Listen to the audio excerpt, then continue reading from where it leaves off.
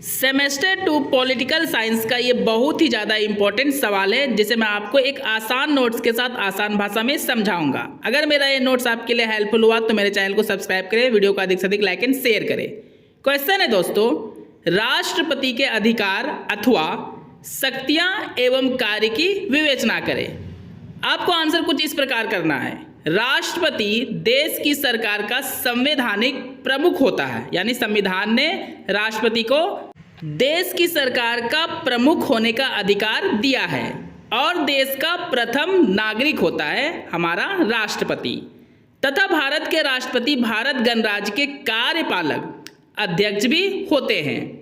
संघ के सभी कार्यपालिका कार्य उनके नाम से ही किए जाते हैं, मतलब जितना भी कार्य कार्यपालिका करते हैं वे राष्ट्रपति के नाम से ही करते हैं। संविधान के अनुच्छेद 53 के अनुसार संघ की कार्यपालिका की शक्ति उनमें निहित होती है, मतलब संघ की जितनी भी शक्तियां होती है वे राष्ट्रपति में ही होती है।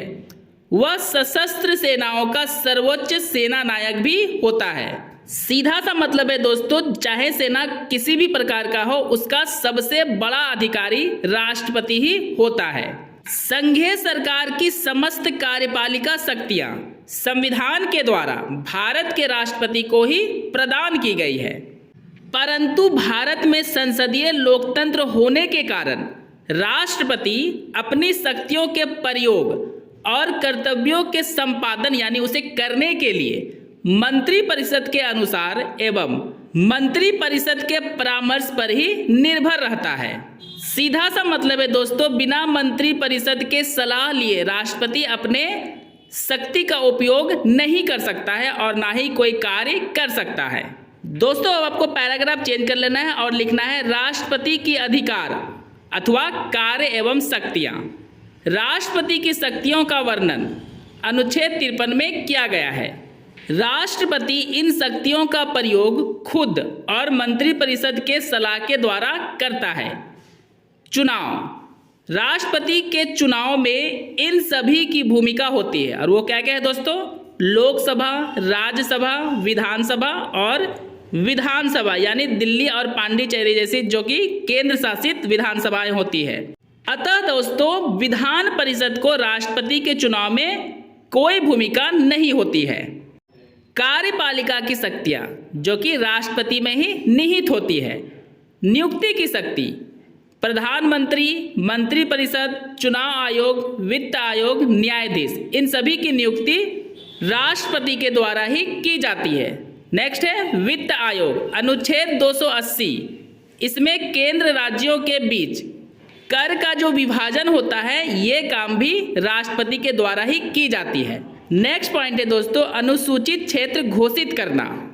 5वीं अनुसूची में राज्य के राज्यपाल के साथ परामर्श के बाद निर्णय लेते हैं और ये निर्णय लेने का काम किसका होता है दोस्तों, राष्ट्रपति का।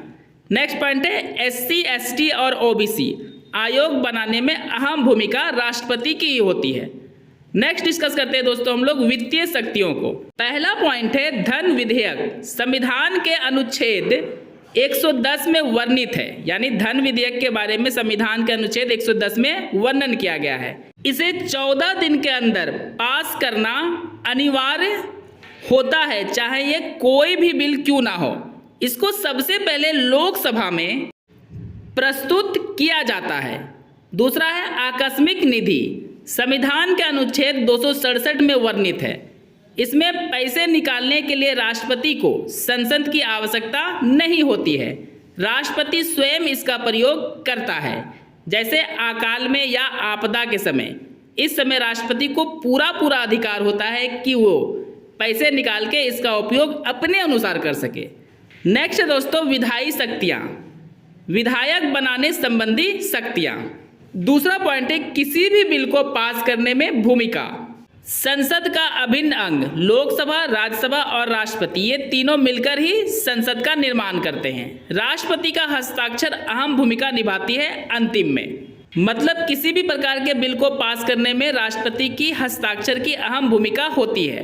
नेक्स्ट है अध्यादेश जारी करने की शक्ति, जिसका संविधान के अनुच्छेद 123 में वर्णन है। नेक्स्ट पॉइंट है दोस्तों संसद को संबोधित करने की शक्ति। अब डिस्कस करते हैं न्यायिक शक्ति के बारे में। पहला पॉइंट है क्षमादान की शक्ति का अधिकार अनुच्छेद 72 के तहत है, यानी राष्ट्रपति किसी की सजा माफ कर सकता है, उसे बढ़ा सकता है। नेक्स्ट है सुप्रीम कोर्ट से सजा लेने के पश्चात सजा कम या ज़्यादा करने का अधिकार, जैसा कि मैंने आपको ऑलरेडी बताया। नेक्स्ट है हाई कोर्ट सुप्रीम कोर्ट की नियुक्त करने का अधिकार, मतलब हाई कोर्ट हो या सुप्रीम कोर्ट हो, इन दोनों में न्यायाधीश को नियुक्ति करने का अधिकार राष्ट्रपति के पास ही होता है। नेक्स्ट है दोस्तों सैनिक शक्ति। पहला पॉइंट है तीनों सेना जल थल वायु के अध्यक्ष राष्ट्रपति ही होता है। नेक्स्ट है इस शक्ति का उपयोग युद्ध व शांति के लिए करते हैं, मतलब राष्ट्रपति अपने सैन्य शक्ति का उपयोग युद्ध रुकवाने और शांति की व्यवस्था करने में करते हैं या युद्ध करने में भी करते हैं। नेक्स्ट है दोस्तों वीटो शक्ति। पहला पॉइंट है इस शक्ति का उपयोग किसी बिल को पास ना करने के लिए या रोकने के लिए करते हैं। वीटो का मतलब होता है दोस्तों निषेधाधिकार, यानी निषेध यानी रोकने की शक्ति। नेक्स्ट पॉइंट है इसका वर्णन संविधान के अनुच्छेद 111 के तहत किया गया है, जिसे पॉकेट वीटो भी कहते हैं, यानी राष्ट्रपति के वीटो शक्ति को पॉकेट वीटो शक्ति भी कहते हैं।